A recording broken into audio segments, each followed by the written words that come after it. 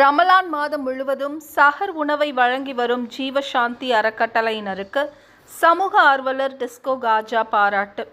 புனித ரமலான் சமத்துவ சஹர் உணவை வழங்கி சிறப்பாக செயல்பட்டு வரும் கோவை ஜீவசாந்தி அறக்கட்டளையின் அணையா அடுப்பு சமையல் கூடத்திற்கு கோவை தெற்கு மாவட்ட திமுக சிறுபான்மை நல உரிமை பிரிவு துணை அமைப்பாளர் பல்சமய நல்லுறவு கோவை மாவட்ட இணை ஒருங்கிணைப்பாளர் சமூக ஆர்வலர் டிஸ்கோ காஜா சென்றார்.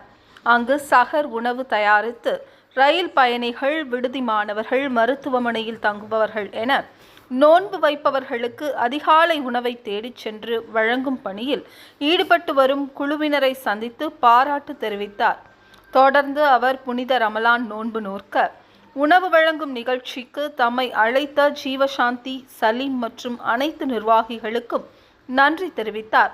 உடன் சமூக ஆர்வலர் கருப்பசாமி, ஆஷிக், அஷ்ரப், மன்சூர் மற்றும் சகோதரிகள் உடனிருந்தனர்.